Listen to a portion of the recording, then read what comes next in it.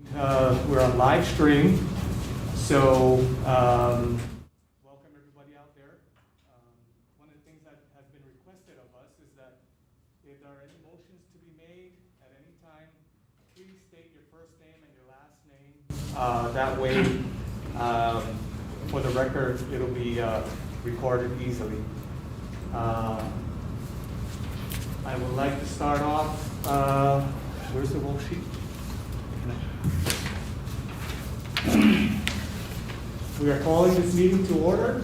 I will be calling each agency by name, and if you can, just represent if you're here. Guam Police Department? Here. Guam Airport Police? Here. Guam Port Police? Here. Guam Attorney General's Office? Guam Customs? Here. Guam Department of Corrections? Division of Aquatic and Wildlife Resources, Department of Agriculture, University of Guam, Guam Community College, Unified Courts of Guam, Here. Guam Fire Department, here, Unified Courts of Guam Probation, Department of Administration, here. Department of Youth Affairs, Here. ARF, Here. and Parks and Rec. I'm not a voting member. You can just sign in and just put an asterisk near your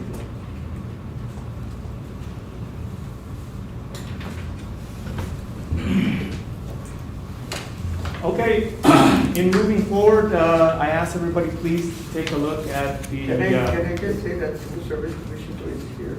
Oh, before I forget, yes, thank you, Daniel Guerrero and Alan Farron for coming over and especially on such short notice, because it is important that we get the input of the civil service. And we also invited the Guam Federation of Teachers. I'm not sure if Mr. Bob Kloss will be here today, because we will be discussing in new business an aspect that involves the assistance of both the civil service, the Federation of Teachers, and actually even the Department of Administration, Mr. Francis Frisco.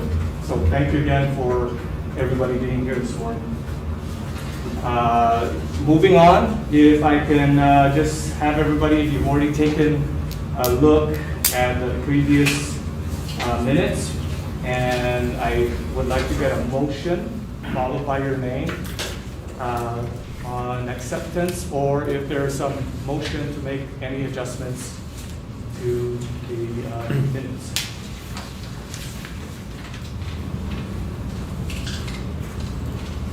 Guam Fire Department, motion to accept the minutes. Motion made by Guam Fire Department. Join Anderson. Yes, sir. Second by Guam Police Manager. Second by Steve Angtron. Okay, all in favor say aye. Aye. Aye, carried.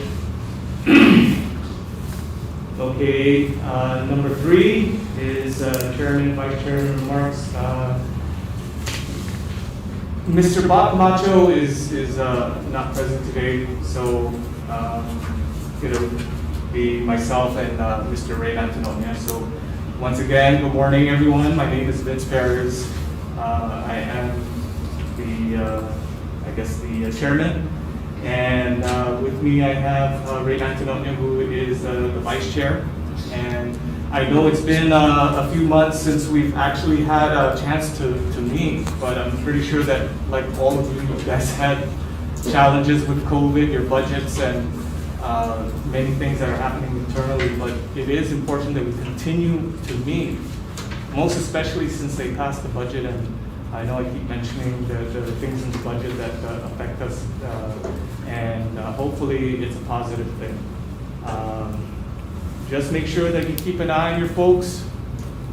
You know, there are people out there who are unvaccinated, vaccinated, there are people who are sick. It impacts everybody. Just make sure that you guys are doing what you can within your power to keep yourself safe and your family safe. Aside from that, it's nice to see everybody healthy here and present. Ray, you have any? Yeah, good morning. Welcome to the first meeting again. As new members, as chair and vice chair. I duly appreciate your presence, and also let's try to get the ball rolling within delay with the pandemic. So to further shorten it, let's have the chief present what we have on the agenda. Okay, thank you, Ray. Under old business, we were talking about post-decertification and the development of rules.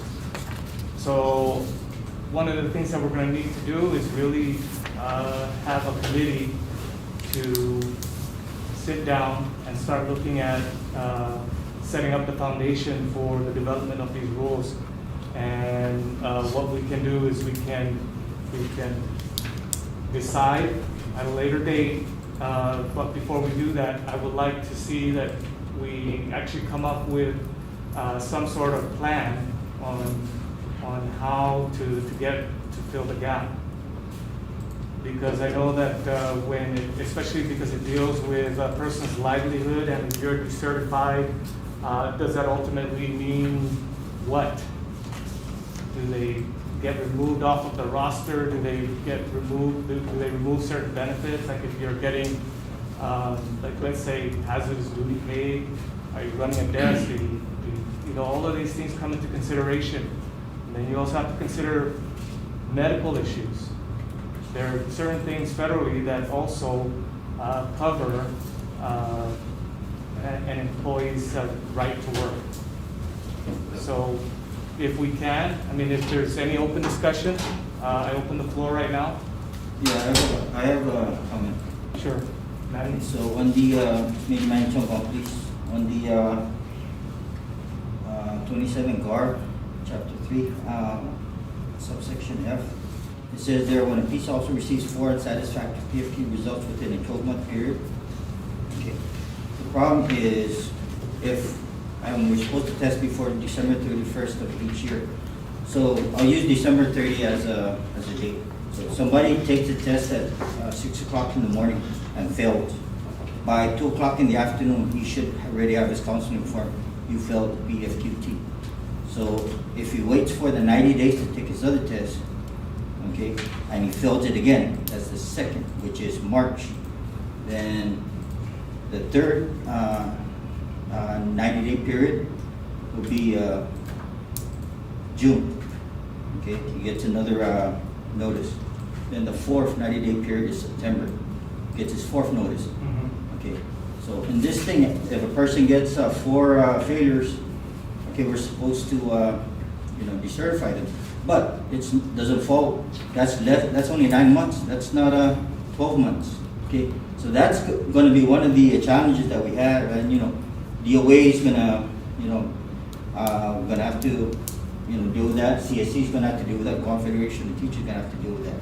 Okay, that's we already lost if we're gonna do that. So it needs to be changed to 5 failures, so that way it falls within a 12-month period. Okay.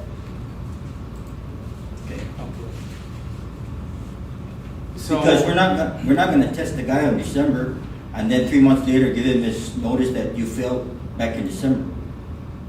Okay, that doesn't make any sense. If he failed at 6 o'clock in the morning, an efficient supervisor will counsel him at 6:05. You failed. Okay, but we all know that when we do PFQTs, it's not just one person; it's a whole group of people. So maybe 2 or 3 hours later on, they will get their letter of counseling that they failed a PFQT and they need to improve by the next time. okay, so one of the issues you're bringing up is that the number of times a person is failing. Yeah. If we're gonna follow this, okay, we're ready. We're gonna lose SCC.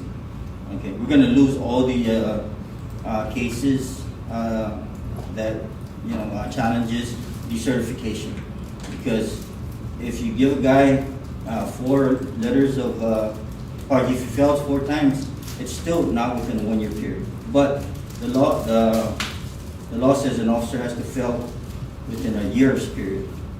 Okay, which is actually, if we go by the 90 days, it's gonna be 5 failures. Okay, so one of the things I'm wondering about is because we established thing first by statute, and then we came back and got amended again by statute, that I know that we have been given the authority to have public hearings on our own.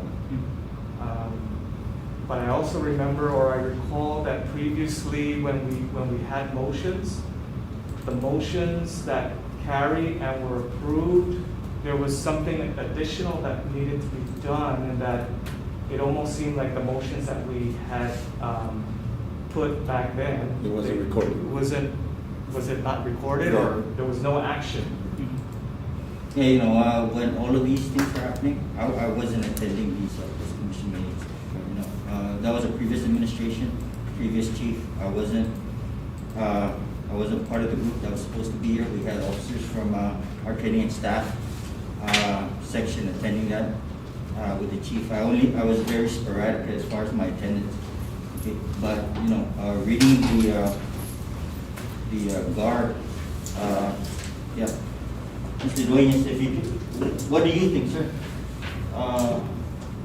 Because you know, Mr. Dan? If we're gonna follow this, you know, word for word, we lost. We're gonna lose every decertification that we're trying to do, which is a good thing for the officers, but it's a bad thing for management.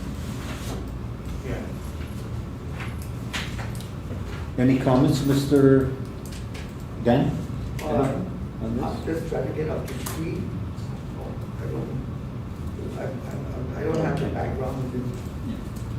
Well, one of the things is that with there's an annual fitness requirement, fitness test that is administered by all the law enforcement entities in the government of Guam, most especially for the category ones.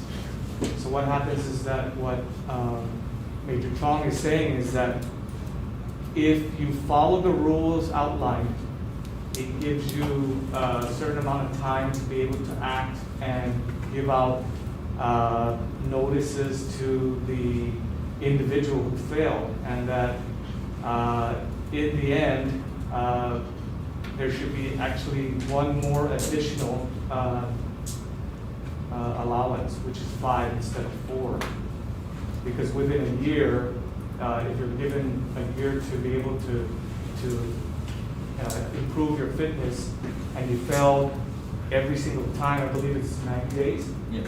So by that time, if you decide to do some sort of notice of proposed adverse action, possibly to remove an individual, that by the time he gets to civil service, they're gonna say, you're not giving the employee has, although he failed it, if he didn't fail 4, or more, is it more than 4 in a year? If he was, the law says they have to fail within a period of 1 year. Okay, so, and the rules also says that you have to fail 4 times. But if you go by the 4 fails and the 1 year period, that's only 9 months. But I think it still falls within a year though. So I'm not sure if I'm reading. Yeah, what you but do it. the employee has up to a year to pass. Oh, so what you're So saying if he is that. fails on December 30, 2020, he has up to December 29, 2021 to pass. Then the next day, he has to take the PT test for the next, What counts for the next year? for the next year. Okay. Maybe one of the things that we can do is just Quarterly. establish some sort of working group to take a look at that. And it's not just that, it's also other things like medical issues that Profiles. that are impacting the agencies out there in being able to perform your law enforcement functions. So It all boils down to, is this officer certified to carry the duties that are set forth by law? So, this is not something that can be answered by just making a motion, but I think it's important enough that we establish maybe a working group, just to start taking a look at what we can do, brainstorm, take a look at all the issues that are impacting the law enforcement community. Like Major Chong was mentioning, the 4 failures. What Chief Mantanonio was mentioning was the profiles, and if there are any other impacts to the agencies. We really don't want to just try and punish Right. individuals, because our role really is to try and ensure, of course, the efficiency or the effectiveness of the agency and their mission. But at the same time, you have to take into consideration that in everybody's life, sometimes you have a challenge. Is it a permanent challenge? Is it a temporary challenge? And we have to try as much as we can to try and help the individual out. But at the end of the day, when you cannot perform your mandated duty, then of course there has to be a process. So perhaps if I can hear a motion to establish a committee to do this, we can formally start to do this. Any comments? Sure. Chief Yes. Mantanonio? On the last discussion, I did mention through the airport, under the FAA guideline, we established I just want to share this, how we take control of our personnels.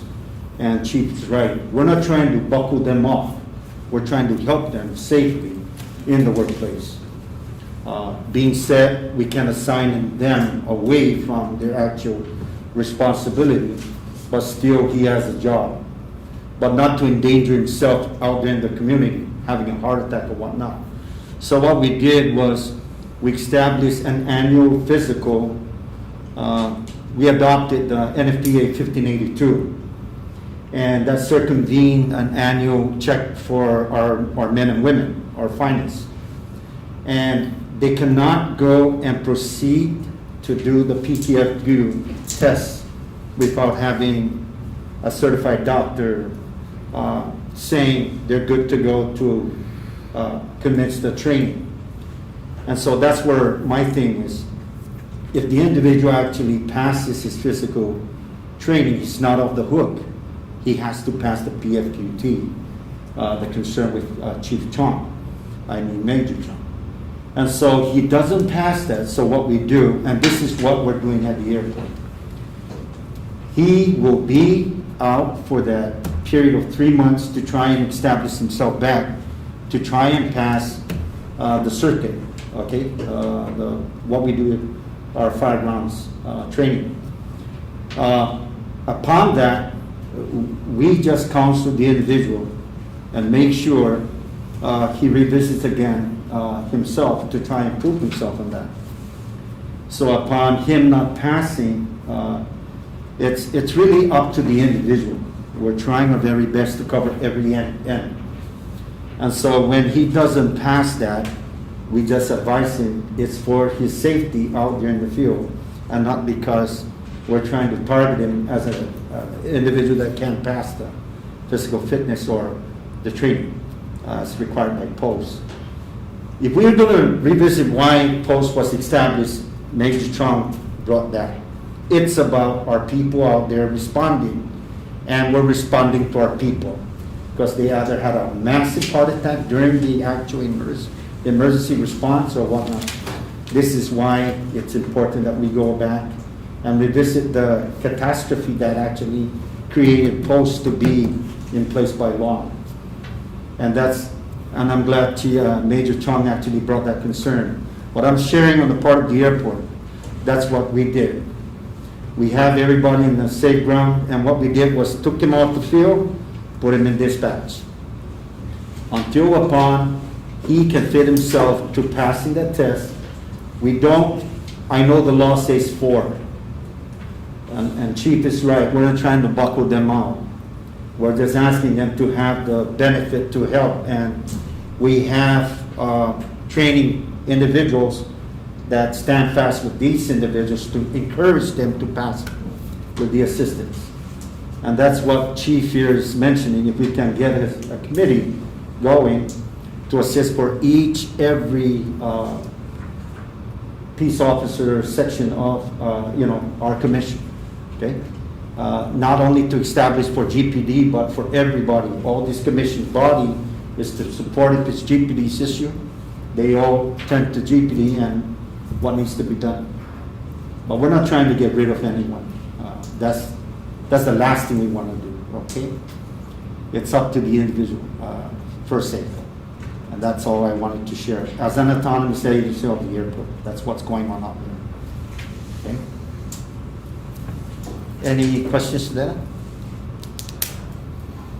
I don't know, If I could perhaps. just make a comment, my name is David Bison from UAE, and I hear the challenges from your job significantly, whether we're looking at a fiscal year or even a calendar year. We started in January, we have valid points about every 90 days, we're just gonna end in September. So essentially, we're gonna have to consider an additional 3 months and 5 tests.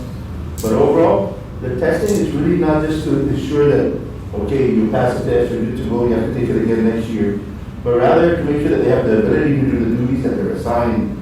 So even for us at UAE, we did a lot of research and we found something as basic as a physical abilities testing, and that's one of the things that we're actually enforcing and evolving to as one of the younger agencies. And they brought up a valid point, but a significant factor that all of us as a board have to sincerely consider is not just a test, not just the timing of the test, but the factor of a pandemic that's going on that actually significantly contributes also to profiles. We're exposed to positives almost on a daily basis. So those are things that, as much as we're going to be meticulous and ensuring that we're planning things to the T of when testing should be done, how many minutes, and then who are we going to write up that's going to go or no go, we also have to ensure other factors of who they're exposed to, where do they go, what are they assigned, are they within a task force? So overall, the idea that you brought up, Chief, is literally something where us to roll up our sleeves and put together maybe that committee that you were just throwing out for us to consider. And literally, let's be upfront, and are we gonna test 4 times in a year in a pandemic like this to ensure that, hey, John, no, you gotta take a test in January, you failed that push-up at 2, I'm gonna take it again in March. Now you failed the run, the push-up you passed, now you're gonna take it in July. And then we're gonna get caught and say, all right, 90 days is up, low, you see this, there's a medical profile. So what do we do now when those factors are thrown in? And I think we're all on the right track. I think we're all moving towards what we want to do, and our intent is that we all just have to kind of look at everything from a macro level perspective and see what are we trying to do overall for our LEOs, as well for category 1 down to category 3. And what is our standards across the board? Because we're throwing that, but the other factor of our tiers that you're bringing up, Chief, this is something that, as much as we're throwing the standards to the PT testing for each of our actual divisions and agencies or departments, we're also going to be throwing in something that's just as significant, the pay grade status, that everybody's going to either, I'm going to make sure that I smoke this 1 mile, but at the same time, officer of pay grade, those are going to be the things that's going to be significant factors across the board. And are we going to even reward those guys that are going to be above standards? So those are things I just want to bring that up and comment, and I'm glad that we're bringing this up at our meeting for this fiscal year that we've initiated already. You know, David, I appreciate the comments from everybody. And so one of the things that, and it goes back to making a motion on establishing a committee to take a look at this, because you brought up an idea that might possibly be able to work in law enforcement, that, it could be an incentive. If you are excellent in, you establish a standard and you get excellent, maybe there's some kind of bonus that you put out for those who are able to pass it. And at the same time, there are some sanctions for if you're not able to pass it. But progressively, we need to come out with how to deal with these issues, not just for PT failures, but decertification, the process itself. So you have to develop certain rules and policies, and then take a look at internal policies from each entity. And I really think that once we're able to establish a committee, take a look at it, sit down, analyze your policies, come back and say, look, this is what we found out. Because it's not going to take a ruling made today to just say, yes, we'll establish the rule to decertify, but there are no rules to present. So we can discuss it. Any further discussion? I don't know, Francis Fisco, if you have any idea of how DOA would take a look at these issues, or maybe Dan or Roland, on how we deal with the possibility of dealing with decertification and how it will impact either the individual officer in their career or maybe even the entity itself. So can I ask a question? Sure. So you have 1 year, right, to, I just need this test, right? This is what it is. If you fail. If you fail, right, you're given 1 year.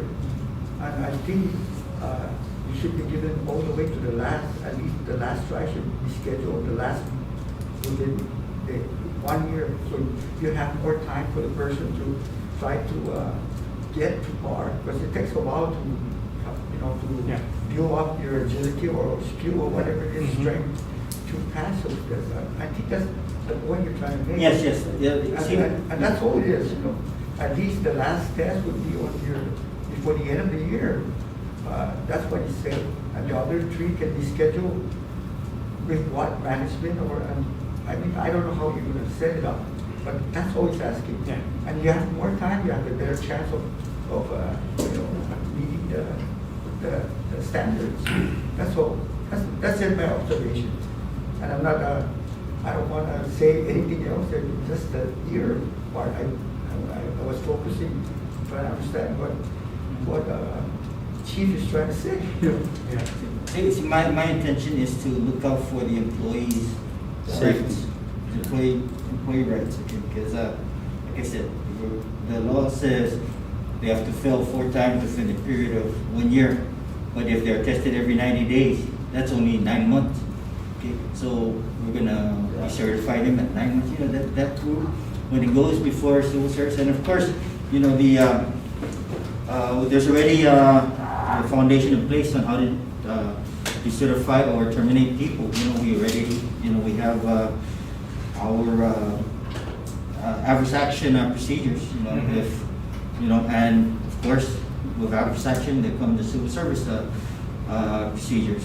So, to me, I think already we have the discipline, and the employees has their venue to challenge that discipline. Okay, the thing is, we need to make sure that when we discipline, it's done the correct way. Okay, and of course, my intention here is not to get rid of officers, because we're hurting for personnel. Okay, I would love for all the personnel in all our agencies, to pass this PFQT. These criminal justice majors coming out of GCC and UOG to consider being a law enforcement officer. It's a way of giving back to the community, protecting their family, protecting the island, and that's not just a job. That's a profession. That's a career. That's something you can be proud of. Kids will look up to you and say, "Oh my gosh, one day I want to be like you." So. Okay. Can I comment before?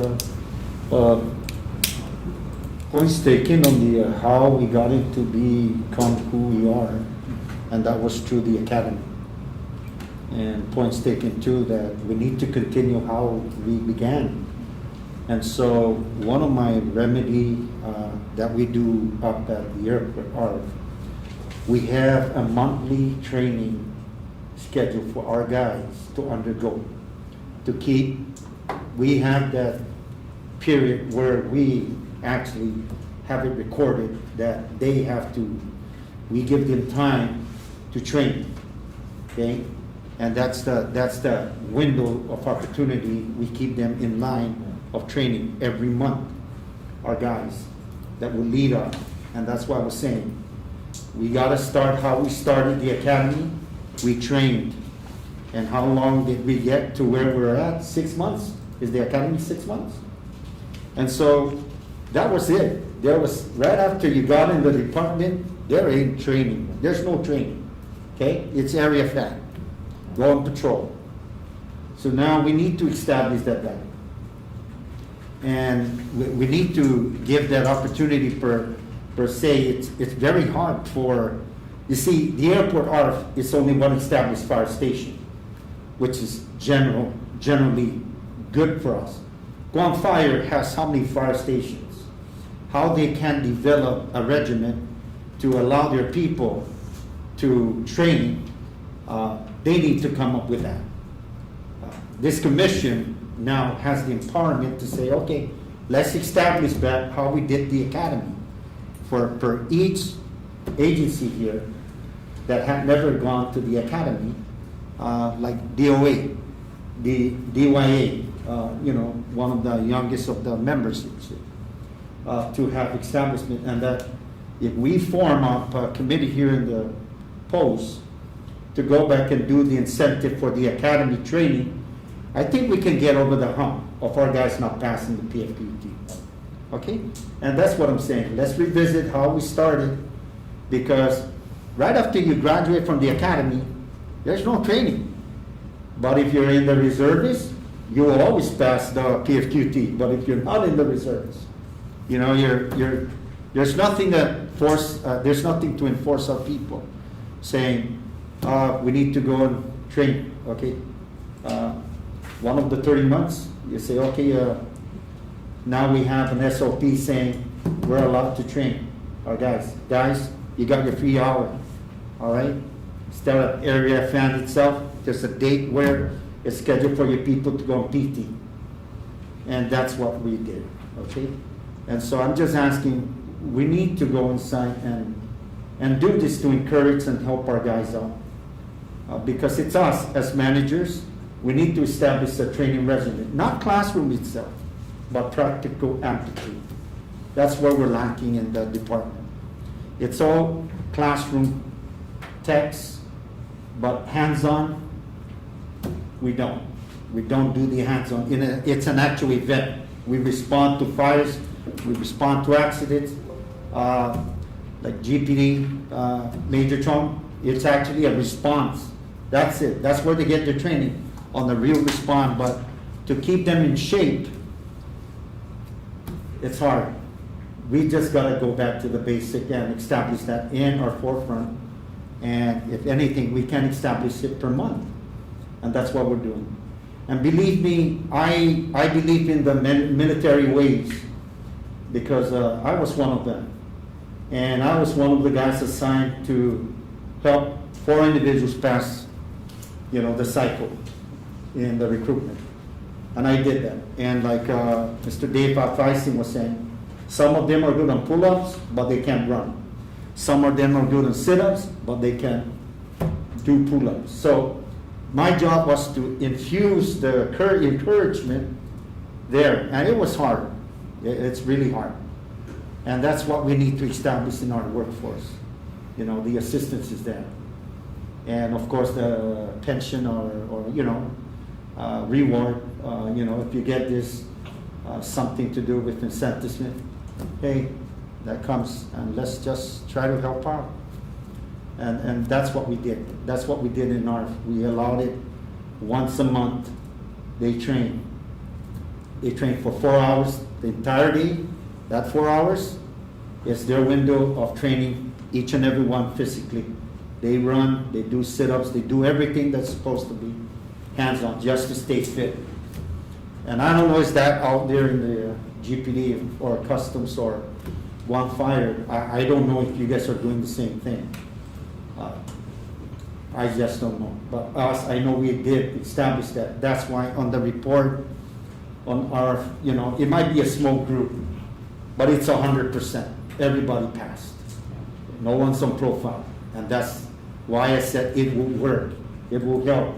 But it's us in management level, the chiefs, we got to establish and say, hey, we need to give at least 4 hours our men, women, to undergo this training. And that will help, honestly. It will help. Okay, so one of the things that we've done is, and I'm not sure if other entities in here have done it, is we've established a general order on fitness wellness. And what our agency has done, this is like already almost 15, 20 years ago, was we gave employees 3 hours a week to be able to participate in fitness wellness activities. And so we augmented that with the further policy on the officers' annual fitness tests. So with us, we have something in place. I don't know if other entities have it, but it would be a good suggestion to take a look internally to see if you can afford to be able to do so. Because 8 to 10 hours in a day, I'm pretty sure we can find at least an hour every other day to be able to allow your members to be able to participate. Most especially, we keep harping on certification and fitness and standards, and yet we're not allowing our employees to be able to participate, or you got to do it after you get off, after 10 to 12 hours of duty. Take that into consideration. But I don't want to digress. I think that we should really go back to making a motion to establish a committee for the development of rules for post-decertification. And I know that we only touched on it a little bit under old business, under medical profiles. We touched on that just a little bit, and we'll continue to discuss that. But I believe that if you establish a committee to be able to develop the rules, it should be able to have some sort of facet that covers medical profiles. So do we have any further discussion or input from the members? No? Mr. Chairman, you're right. There's an executive orders that allows at least 3 hours a week. Yes. But the appointee authority, Yes. you can use that. Yes. Spread it out. Yeah. So that's why I'm putting it out there, because I remember it was years ago, we followed that. The Governor Guan had something, and we decided to mandate it internally. And what we do is like we just have an application, you have a waiver of liability, and then we have a portion there where you can go have your doctor take a look at, if you're physically fit to be able to at least start a program or a regimen, and then continue forward. And if you guys needed like a sample, we have our policy.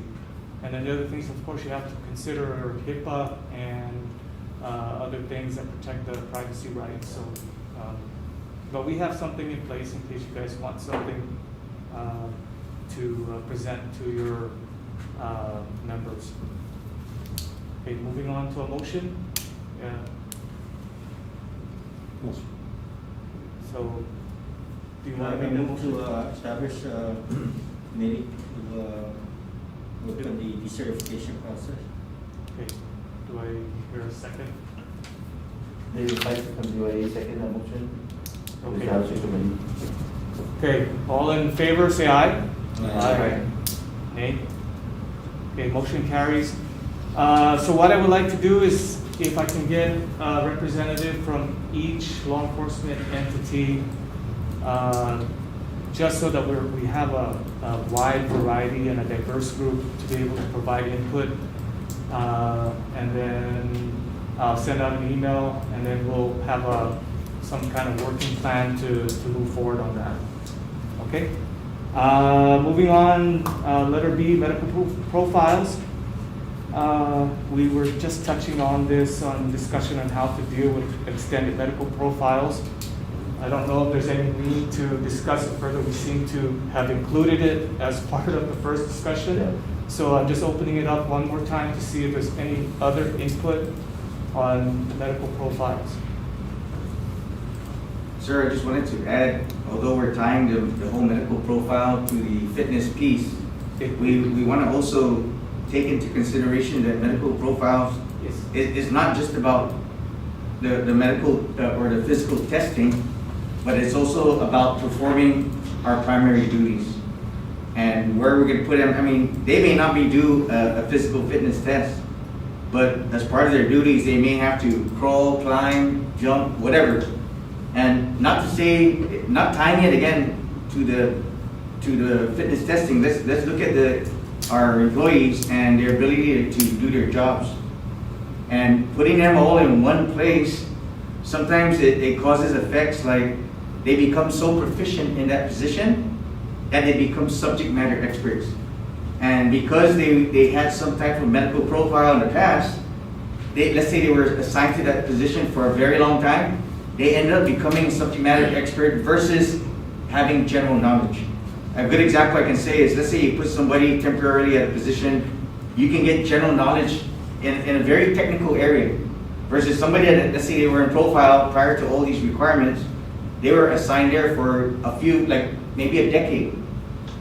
Now all of a sudden we're going to say, oh, because you cannot pass with your fitness test, we're going to take you out and we're going to start rotating staff in and out. Now it looks good on paper, and probably to the lay person it sounds very logical, but if you know that technical position that takes decades to become that subject matter expert, and now that person is stuck in there, and you cannot just rotate people into the very technical positions. We all know that, okay? In our field, let's say like criminal investigation, you cannot put somebody, there's certain aptitudes and certain experiences that they gain over the years that really makes them so good at it, that even if they are on some type of medical profile, you cannot just take them out and put somebody off the streets in there and expect that same type of service that the community that we all expect as leaders. Something to really think about. Am I saying that I have the answers? No, I don't have the answers for everything, and nor do we as a team, but it's something that we're going to really think about, okay, before we start taking everybody out and saying that we're going to put somebody in. There's going to be a quality of service that's going to go away. And where us as a community, we will suffer. So something to really think about. Thank you. If I can comment on that, you know, what I've been seeing when people, when these PFQT comes around and people submit their medical waivers, the waiver is specific, they cannot take the PFQT. And, you know, that's it. You know, we cannot ask, what can they do? You know, the waiver just says, this guy cannot do the PT test. So, you know, that addresses the issue of, okay, we won't test this guy, and we'll keep him where he is the subject matter expert. Because we do have people in certain areas that we cannot move them. Okay, they just know too much. So yeah, we're in the same boat as you. Yes. And you know, Thank you. that's the loophole. Yes. That you know, we have to understand that we're going to be faced. And I may also comment on the same challenges. We all are experiencing the same thing with some of our SMEs. But one of the things I push from my experience the last few years is whenever we have the consistency of the profiles or the officers asking to be excused from taking the test, but I found that under DOA, and maybe you can get some update down, one of their actual personnel regulations is under Chapter 9 for health and safety, 9.002, where we can request for, and can we consider to have that done rather than coming directly from their medical doctor or their medical status. Now we can do it internally from, as a line agency, to ask for us to do a second review from an unbiased request for a doctor to actually give us a full update directly for the same individual, the employee of that individual that has been on profile. You know, those are the things that I brought up. So maybe you won't be able to answer it now, but those are some of the things that I submitted a request for us to have it reviewed and have a doctor assigned to have that individual go to an actual doctor to be cleared and or remain in status on that profile. From our perspective now, rather than directly coming from that individual and their personal doctors. Yes, so I believe what you're referring to, Mr. Bison, is special medical exam. Mm-hmm. Yes, so Yeah, that's that's fine authorized for medical in our local examinations. regulations, and it's good to contact our employee management relations branch, Ms. Kathy Diaz, and Okay. she can assist in that area. Okay. Deb, I can give you an idea of what, if we were to do that, what GPD would be presenting. We had 55 people that were on profile. So, you know, is the doctor able to do that? Like the day Yeah. before the PFQT or, you know, a week before the PFQT? Yeah. And that's just GPD. Sure. You know, Yeah. I'm not Yeah. talking about any other, Yeah. other agencies, but we have, and you know, a lot of these people, the reason why they have medical profiles because they got injured while on duty.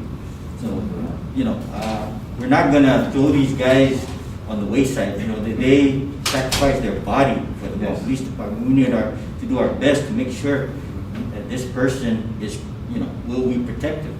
So, Can I just share, Chief, is it okay? Sure. Maybe you know, as a swing, you guys have 3 shifts, right? we have 4 shifts. We're at 4 12 hours. shifts, okay. With ARFA and GPD, GFD, how we establish it where our guys actually are afraid to go on profile? And this is why I said 1582 is very important to establish. It's there. It will protect the employee, the employer himself. If the employee wants to get the full incentive for what he actually was hired for, he needs to pass, okay? So what we do with the employee is that if he doesn't get the passing rate, he's on either dispatch or admin activity. He's on 80 hours, okay? He's not on full 24. He's on 80 hours. So if someone comes there, yourself, and say, I'm gonna lose money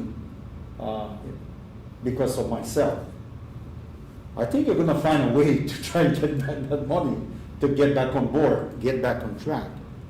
I don't know how you can establish it with one police and, you know, the 80-hour employees.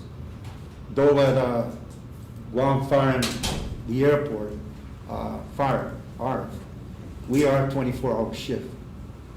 And so when our guys don't pass, then actually we have an NFPA certified doctor that looks over their health. And believe me, the doctor they hire is getting paid to do these exams. And so when he comes in and says, you know, he's unfit to perform, HEPA job is to keep him safe. So he's on 80 hours. And believe me, guys, once he feels the trend of losing you know, money off his pocket like he used to, trust me, I've seen it. I had guys off duty, they're home, broken fingers, broken leg. Trust me, the cast, I don't know how they healed that quick, but they felt the stinger of losing pay. And believe me, they healed fast. I don't know what they took steroids or what, but they came back on board and they passed their test, and it helped. Okay, and I got the concern with Major Chong. They are part of the workforce, and they make up the workforce. And if we have 55 off the field and not patrolling, that's a lot. That is a lot, you know, to swallow as a department. Okay, that's a loss out on the field. And so I hear you, but that's how we remedied our problem at the airport fire. We adopted that. And I'm just saying it worked for us. I don't know, is it gonna work for, you know, the other agencies? Okay. I just like to share that with you guys. That's actually a good, to incentivize, making sure that you pass your physical fitness. Any further discussion? Otherwise, we will move on to new business. If you guys look at the agenda, it says there's a budget allocation for GCC for $72,121 for FY22 to fund a program specialist to establish a standardized and uniform law enforcement officer general force leadership structure tier and general pay scale plan for category 1. That one document I gave you that has the yellow, blue, and green, kind of like the last 2 pages, that was taken from Public Law 36-54 and basically gives GCC funding. But one of the things that was brought to my attention was that funding is really for the executive director. So one of the things that I believe that we will have to clear up at the executive director level, and the chairman and the vice chairman, is to meet with GCC and discuss particulars on this. One of the things I have to let everybody understand is that the post commission, everybody here has another full-time job. So it's very difficult when even your executive director is working full-time for a law enforcement entity. So the late Dr. Richard Fee was very adamant and very proactive towards trying to move post to get out of, and I consider it like a slump that we're in, by ensuring that we have 100% full-time funded executive director, as well as a couple of additional support functions. He was working out of the GPD office, and he was really on his way towards trying to move certain initiatives, one of them being the establishment of a full-time, fully funded executive director position, as well as support positions. Bertha right now is fully staffed for GCC, and out of her spare time, she assists the post commission. And we really can't have that. We need to have a standalone entity. So the plan moving forward is to follow up in what Dr. Fee had been trying to do, and as we get updates on the way forward, we will be putting it out.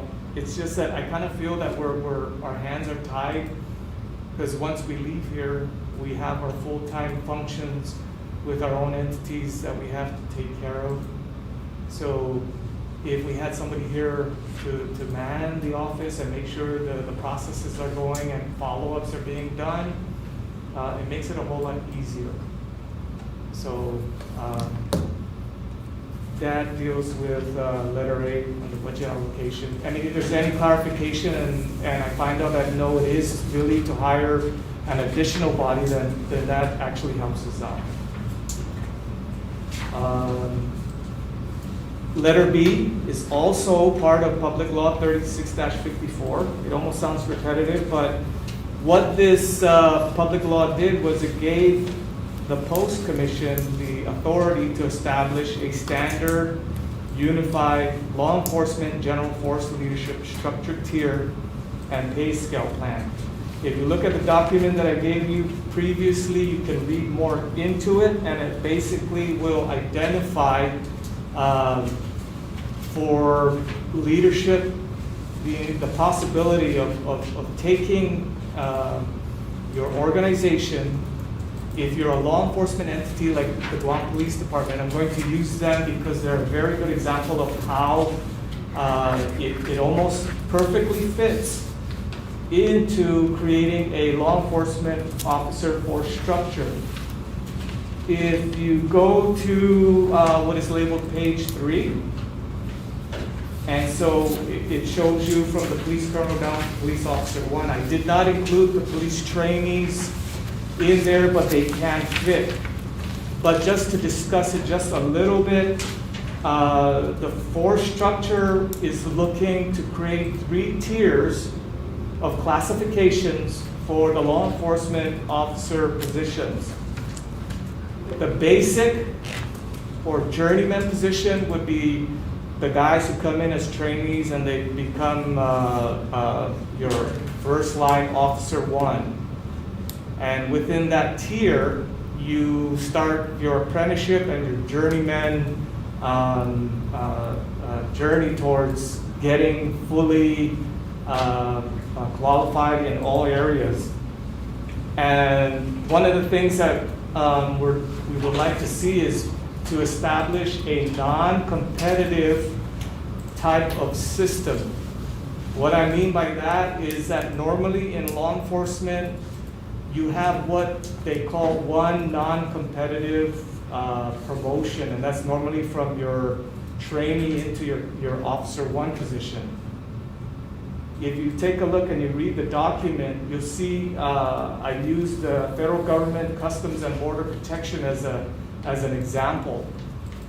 And I know that some of you guys have seen an exodus of officers to CBP. What they do is that if you have no law enforcement experience, they can pick you up at what they call a GS5, but it's called a career ladder, non-competitive promotion system.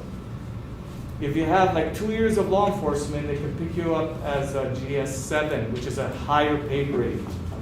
If you have years of experience and a degree, they can pick you up at GS9 or at the maximum at the GS11. The way it works is that if you come in as a GS5 and you stay in for a year and you just follow the check marks, the following year you're going to get promoted to GS7. And then the following year you do the same thing, to GS9. The difference between the government of Guam and the federal government is that it goes back to what I was saying. There is only one non-competitive promotion. Whereas our system that's been in place has probably been in place for 40, 50 years. We have to upgrade, we have to modernize our system. And then if you take a look at the law enforcement pay schedule, different entities, of course, you know, through no fault of their own, they were proactive, was able to change their pay schedules. But then further to that is you take a look at the individual responsibilities, and then you see, why is it that an officer in this area is making this amount of money and a supervisor in this area is making this kind of money, and why is there a difference? It is the intention of the post, in accordance with the public law, to create a force structure that actually will help entities to identify and delineate your sets of responsibilities. So one of the things that we would like to see is, of course, we would like to also develop this thing further.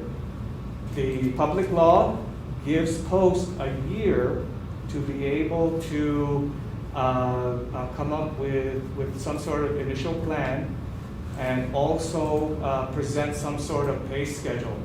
And so one of the things that, you know, I'm not an expert in pay, but I know that we need to get somebody on board. So on top of the mandate, we're going to need to go out and try and network to find out if we can get money from somewhere allocated so that we can conduct this study. Mm-hmm. And I don't know, Francis, my understanding is that DOA right now is doing a study for law enforcement. That's correct, yes. So I don't know if there was a way to merge like what we're trying to accomplish here into that, or is it just something that we have to do externally? Because I think that you could probably marry the two, but you know, we don't really know what the study entails, what is going on with the resources with DOA, how they're looking at the different positions. But I think that once the Post Commission creates a structure where you can delineate, okay, these guys are the ones that fall into the lowest tier. They're the inspectors, they're the beat officers, they're this, they're that. Then there's the guys who fall into the supervisory, who are like maybe the first line supervisors on to like maybe the office commanders. And then your executive strategic planning unit would be your chiefs, your bureau heads, and the operations executive officers at that level. Because right now, it just seems a little disjointed if you take a look at it as a whole, and hopefully in line with the intention of what a peace officer and standard and training commission objective is really to standardize and unify the differences in the law enforcement under a set of parameters or rules that govern your standards. Chief, you brought up a very good point, because we need to make sure that our goals as posts and department administration's goals with the HR, by the way, the HR resources, you gotta make sure they line up, because Yes. they have the HR resources, we don't. I mean, we're facing the same challenges with the Guam Fire Department. Then we end up trying ourselves to do HR functions, and it's not lining up with DOA. I mean, we'll get stuff thrown back and forth, you know what I mean? We gotta be able to work with DOA, make sure that our goals as post commission or as customs, fire department, GPD, DYA or whatever, that our goals are lined up with DOA's. We cannot continue to keep working in a vacuum and, like you said, disjointed.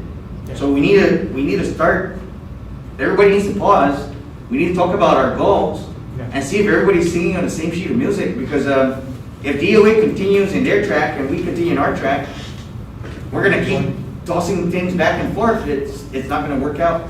You brought up a very, very good point, because we're seeing this now with what our goals are in the post commission. That being said, with the fire service side, we cannot just say, okay, we're gonna do this just for the LEOs. Yeah. By the way, the Guam Fire Department, we also have law enforcement functions, Right. but we're also part of this peace officer commission. Yes. So the fire service side, we need to start working on the same thing that basically mirrors this, because we have other fire service organizations that are part of the post. And by the way, we still haven't added on the forestry division, who've been given peace officer powers. So that is something that for the future we need to think about, and about adding them on to the post commission, and about probably starting up a fire service committee or subcommittee, whatever. And I'll be talking to our vice chair there, so to see how we can proceed with that. But thank you, sir. You brought up so many good points. Okay. Yeah, yeah, because every department here has an HR. But No, not every No. department has an HR. We don't have one. Okay, Well, I ours, take it back. it's through. It's Yes. through That's DOA. right. It's So- anyway. So everything actually, even if we have our HR, everything actually funnels to DOA. And everything that goes to DOA, it's either they didn't get to it and it sits for a while. I'm not saying anything differently. Though it impacts, as it sits, it impacts our workforce in our area. Because we need some answers, to proceed with what we need done. And so, I understand last time we had the meeting, they didn't have enough workforce down at DOA. They're overwhelmed. So, Yes. with the commission, we might establish something, to send out to DOA to try and remedy things, but what's the effectiveness if it's gonna just lapse again? And then we have to revisit it again and so on. We're just going in circles, And so we need to try and come down with a remedy where effectiveness, where, hey, this is coming in, this needs to be addressed, right there and then. I'm not saying we take first hand, but as peace officers of the entire island of Guam, I think we do have to be first in hand to come down to something that will protect all the employees. That's all I'm saying. Thank you, Ray. Anyway, so what I wanted to do is just quickly go over this document. So as I said, it establishes the mandate for posts to move forward. We need to establish base salaries, pay grades, and it should be commensurate with the appropriate levels of responsibilities. It talks about creating certain levels, like maybe 15. And the reason why I use 15 is because if you take a look, a good model to look at is the GS schedule. It starts off at GS 1 through 15, and it almost perfectly matches with the intent of what we're trying to accomplish. And the reason why we have the Civil Service Commission here, and we were hoping to get the GFT involved, and also DOA, is because they serve as advisories to the Post Commission by law, and that reiterating, we have about 1 year to complete this plan. I want everybody to take this back to your entity as leaders, and then one of the things that we're probably going to do is next meeting we will have a committee established. So if I can, in the meantime, while we're waiting to read and digest this, we're going to need organizational structures, functional charts, and current position descriptions for all your LEO entities, so that when we start to establish the committee, we will be able to at least have a solid plan of action in moving ahead. And the other things here are basically justifications as to why we should create this law enforcement force structure, the purpose, why is it necessary. I kind of touched on it. It addresses gaps in certain levels of responsibilities. I know that even just in using the police department, there are certain areas that they can put an additional officer position in their structure.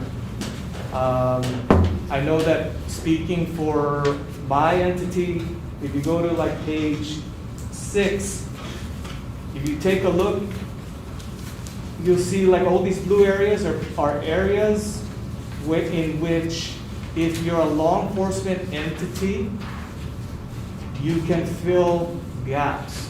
You can fill it with positions. Granted, if your organization only has like 15 people assigned as a law enforcement subunit, you're not going to be a director or a chief in that area doing the strategic planning, because you report to a directorship. This is more in line with entities who are considered law enforcement entities, like the fire department, the police department, corrections, right? But it's not to say that any entity can be placed in the force structure.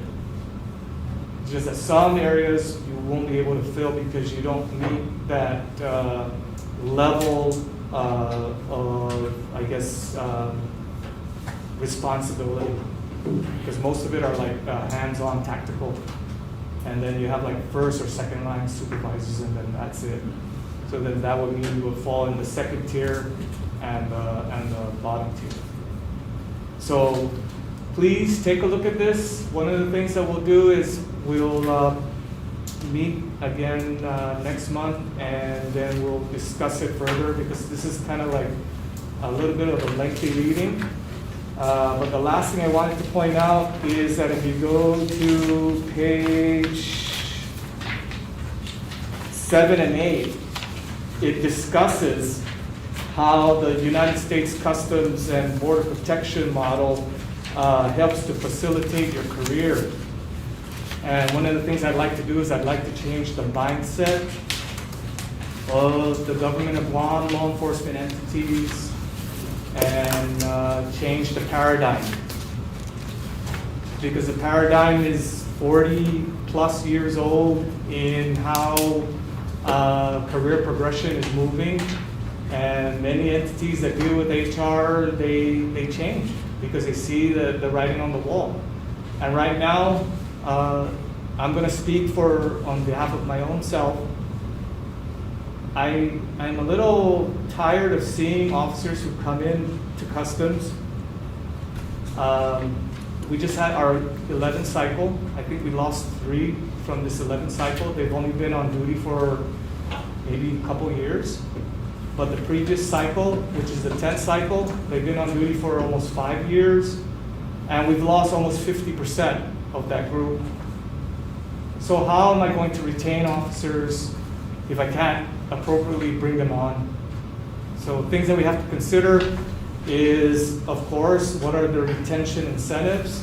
What is it that we can do to make these, because we're dealing with a new generation, ladies and gentlemen. We got the baby boomers, we got the generation X, Y, Z.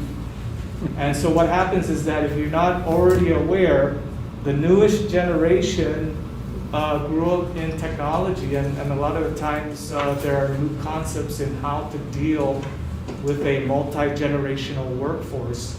And what used to work back in my day, where they tell you shut up and color and just press on, does not necessarily work in today's environment. And nowadays, the generation is more willing to just get up and leave. So we're fighting a hard battle, but the things that we can do within our control, like the incentive to stay as opposed to an incentive to leave, we can fix. We can fix personalities, we can fix things internally, but it takes a community. So I can't just do this by myself. I'm going to need help from, of course, Department of Administration, Civil Service, and each and every one of you in order to make this endeavor successful. We have 1 year from, I think it's September 28th. So in September, we have to come up with some sort of plan, but I think we're already well on our way. Well, So, the good news, sir, is that Generation Z benefits and relationships with their superiors and colleagues, and also sustainability are very important. So law enforcement, like, we're already at an advantage there, knowing that Gen Z would probably be compelled to be in law enforcement. It's Right. just a matter of us understanding what appeals to them and Yeah. and what kind of leadership, and even trying to change our antiquated ways, as you Yes. mentioned, right? Because they have the technology in their DNA, as you mentioned. right, yeah. And that's something that we have to learn as the old guard. Many of the things that many of us have probably children, some of them are adults already, and there is a big difference. And sometimes you wonder, how come I'm doing this and it's not working? It doesn't seem to, my son or my daughter's not doing what I think they're supposed to do. You have to text them. Yeah, and I think that was one of the things, is that nowadays we're so set in our ways, but there is a new generation out there, and we have to learn to adapt to it. But tying that all in is the system that we currently have in place for hiring and promotions and retention needs to change. And I think that's all I have to say on that. Any other discussion? Real quick, Chief, the homework that you gave us, you wanted, we're gonna do, structures, and what else? I have it on page 1. It's on page 1 now. Oh, Yeah. You got it? yes. Okay, any other discussion? Then we'll just move on. So yeah, we were talking about the authorization to establish a uniform force structure, tier and pay scale plan. That's also part of the public law. The way ahead regarding the Guam Post Executive Director position, right now our hands are tied because by law, through the post law, it identifies the Guam Community College as a state agency. Yeah. But I do understand that the late Dr. Richard Fee was working on trying to see what we can do to be able to, I think he was trying to move towards having a self-sustaining commission to be able to move forward. But that's not as easy as just writing something up, because right now, even with us just being tied in the community college, we don't have 100% full-time staff. So I don't want to set us up for failure. I want to make sure that in moving forward that we, of course, lay the foundation, and when you have a solid foundation, you have a solid building. So I like to move towards that end, but more to come on that.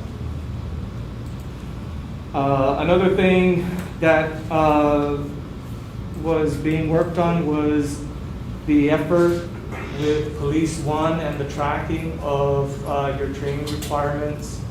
The gentleman from Police One was in constant contact with Dr. Fee, and he even sent his condolences. So one of the things that we need to, I guess, try and get is to discuss exactly where the funding source is going to come from. And I'm going to try and work on trying to see if there's any type of funding availability or grants that we could possibly use to be able to pay for this initiative, because that way it standardizes for everybody how to, and it even provides training. And any training that you do, it also documents it and tracks it and identifies when your next training cycle or renewal for computer-based training is up. Post-certificate.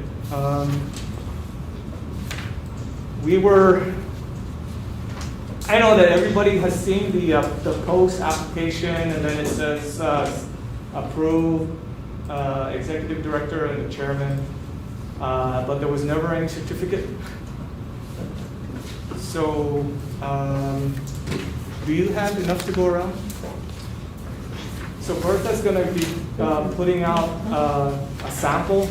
There are 2 front and back. And then maybe we can just take a quick vote on which one is more appealing, and then we will adopt it.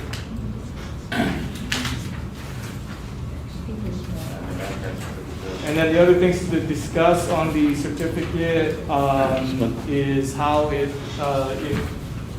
like, does it expire, renewal? I don't know if that's something that we need to discuss now, or we can take a look at it and put it in on the next meeting. So just take a look at it.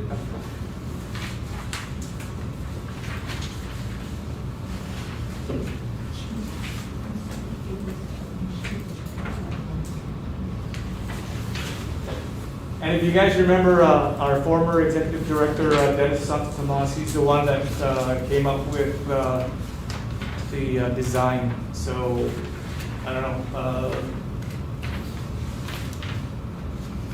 Let's just say, for the sake of choosing, the one with the square would be side 1, and then the one with no would be side 2. No frame, 2.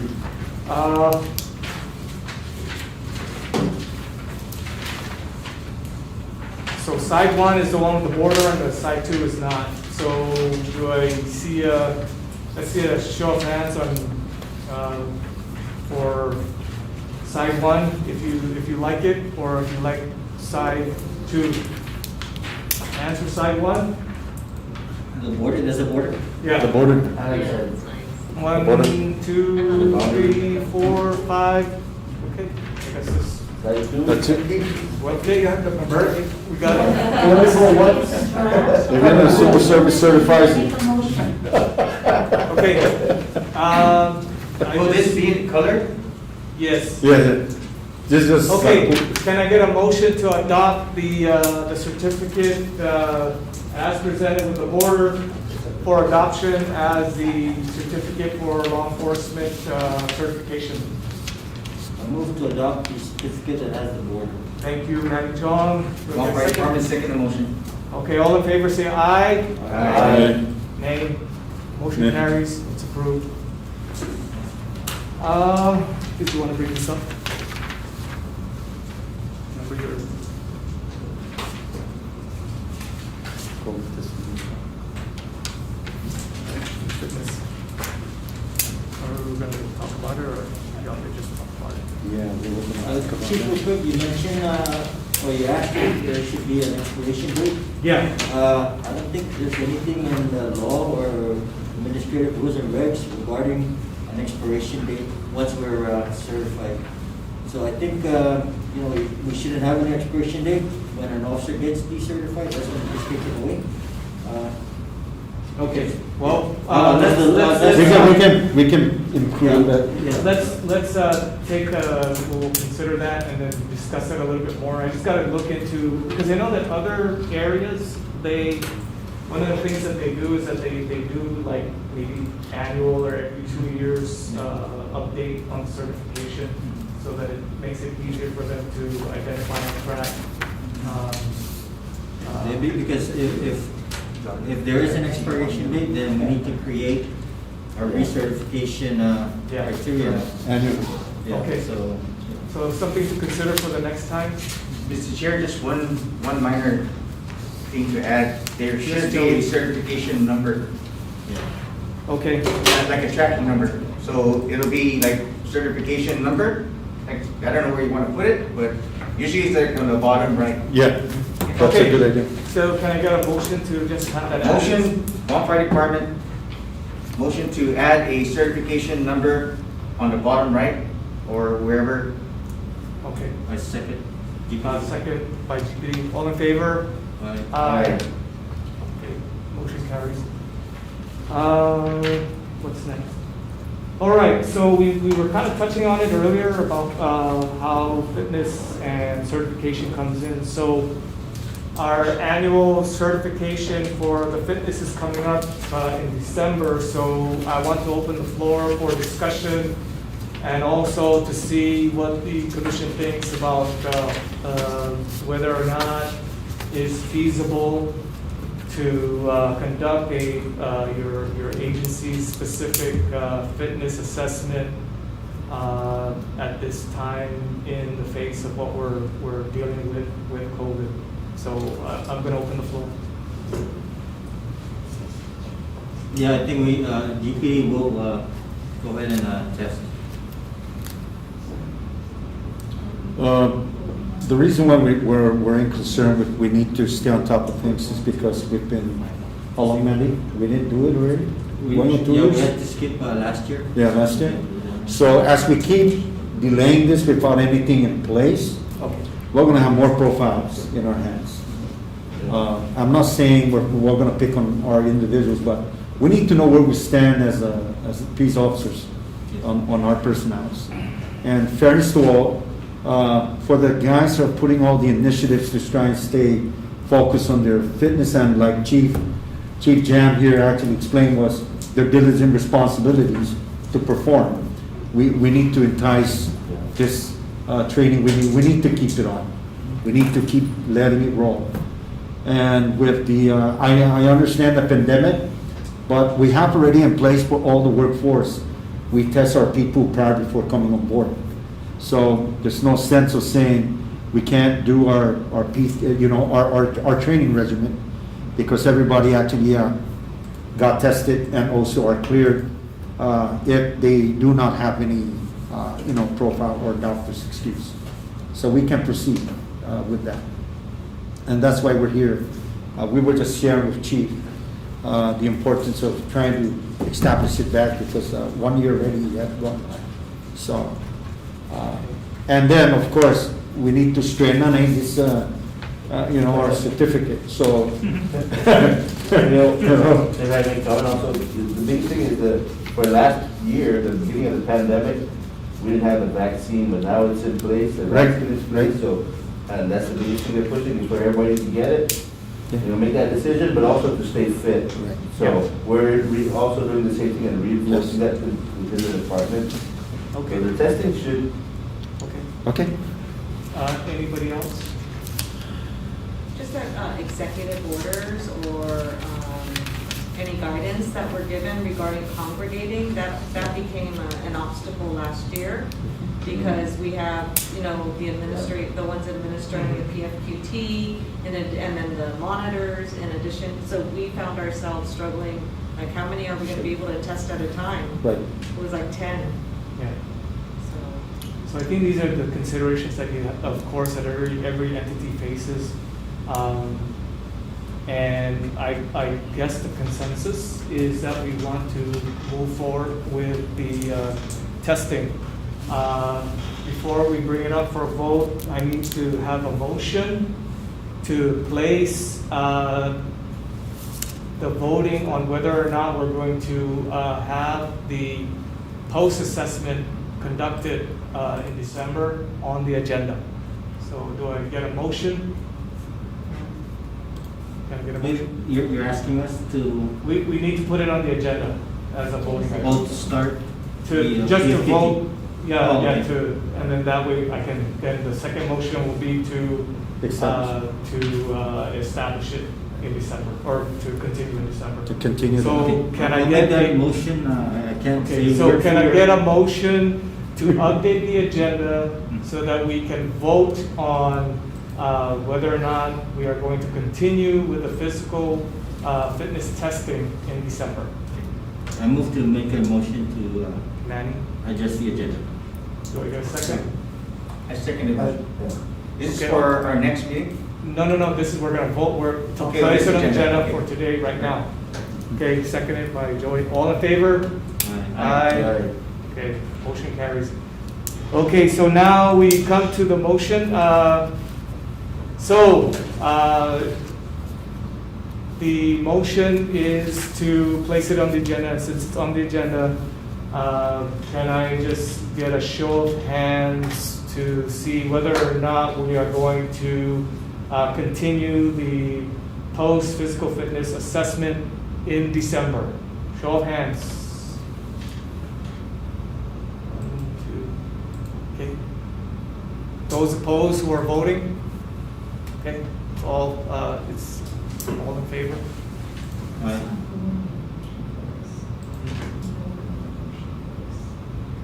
I stand corrected. Apologize. Okay.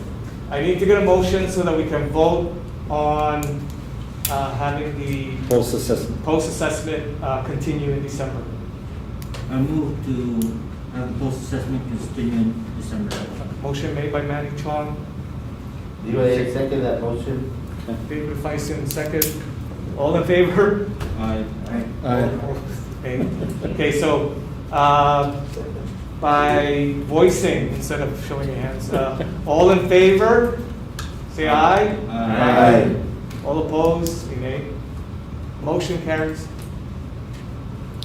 Okay, thank you. Next scheduled meeting, I think it's probably best that we have one again in November. I don't wanna like just let things, not continue, but we also need to give enough time for Ms. Bird to be able to, do what she needs to do to ensure that it's televised and the notices are going out. So, do you have a good date? Yes, give me a second, because I know Thanksgiving's my last birthday. We could do it earlier or later. Yeah, just a second, because I have 2 other board that I have. Oh, for November? Yes, for Oh, okay. Okay, so Thanksgiving's on the 27th. It's on the 25th. 25th. You guys, Purpose celebrating. But it's a holiday, so. Yeah. How about the 19th? We won't be here. You have a meeting on the 19th? Unless we're virtue eating the carpinka already. Turkey legs. That's, The 19th? You can do it. 19th or the 18th? The night. 19, I like the 19. There's less people here. Okay, okay. Are you guys okay with having the next meeting November 19th? Subject to change. And like what Bertha says, subject to change if we need to, but barring anything else, are we okay? Yes. Okay. Next scheduled meeting will be on 19 November, barring anything else. Otherwise, we will go around the room. Any announcements, anything that wants to be shared with the group? DPDs, we have our police week, our final event is tomorrow. The candlelight vigil, it's going to be virtual. So if you guys want to attend, This is the one that you have every year, right? Where Yes, nobody yes, go down yes, to where we go to the badge at Central Precinct, or the former Haggadah Precinct, and we honor the fallen officers. Now, are there any officers, especially for authority, fire, did you guys lose any officers to COVID? Because we're gonna start recognizing those also. We recognize the, customs and also, one DOC. So, if, God forbid it happens, but if we have people that are, still gainfully employed with your agencies and they do pass away from COVID, that's something that we can consider putting on the badge. Major, do you have a person send out the Zoom link out then? I get the Zoom link. Yeah. We have to limit it to 25 people. So in fact, some of the, well, actually, there was a couple senators that asked to attend attend in person. Okay. So, we had to adjust our personnel to take away DPD personnel off the event. How about so for that the we- Zoom itself, for the Zoom? Oh, yeah, the Zoom, Okay. it's up to 100 people, I believe. Right. Yeah, and, everybody's invited to attend that. So hopefully next year, we're gonna have a party again. So you'll send out the Zoom to Bertha and then? Yes. Okay, thank you. Anybody else? I got a couple things. We just had a fire prevention week. It was pretty successful in its own way. I mean, even in light of the whole COVID situation, we had a bunch of programs that we had to stand down because of the COVID, but we did a virtual proclamation. That was pretty successful. And we continue to do Fire Prevention Month. By the end of October, we're going to be having something with Chief Judge Francis Diego Gatewood at the courts, recognizing some of our folks that contributed to the Power Act, which they discussed some of the stories involved with family violence and things of that nature. So the federal court's going to be recognizing the fire service for their contributions in line with Fire Prevention Week.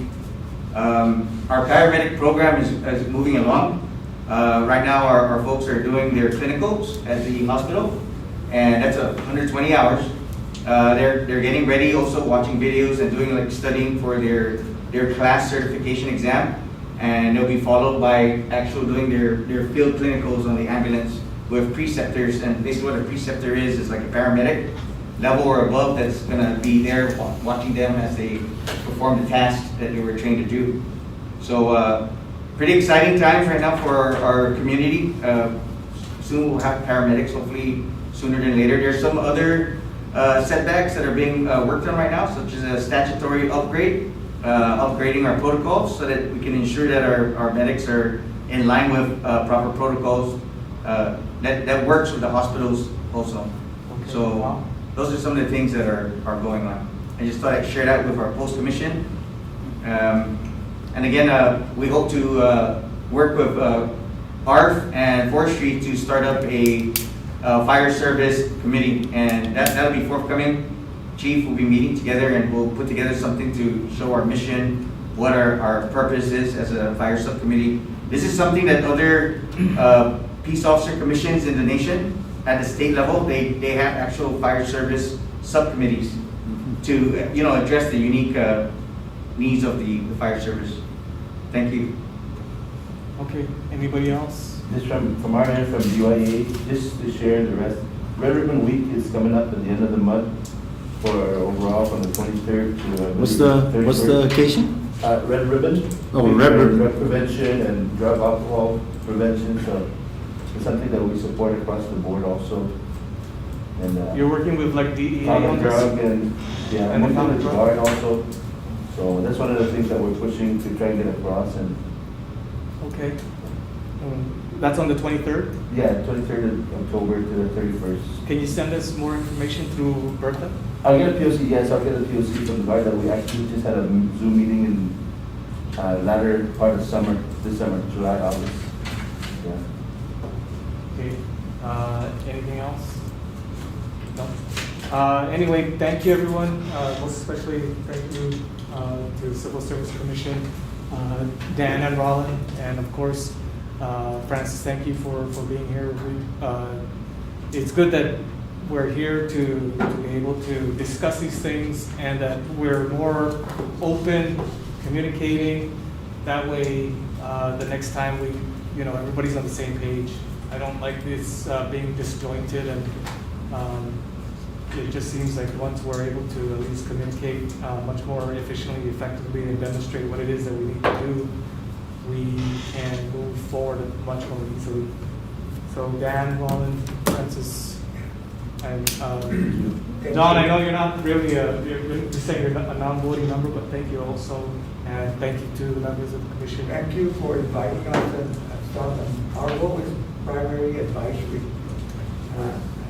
Yeah, I hope, We're happy to provide that. I hope, Dan, you can come up and advise us before leaving a crash shoot like what Major Manny's actually faced with,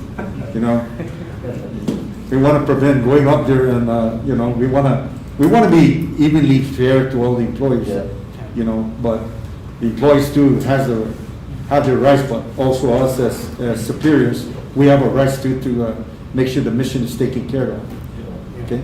Yeah. So take care of us too. We have all the responsibilities, and yes, Right. Thank you once again. Thank you. Okay, thank you so much.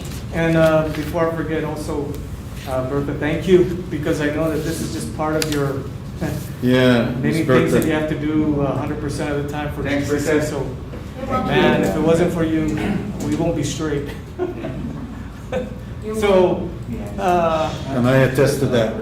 if there's no other announcements, move to adjourn. Okay. Adjourn. Thank you, guys. Thank you. Thank you.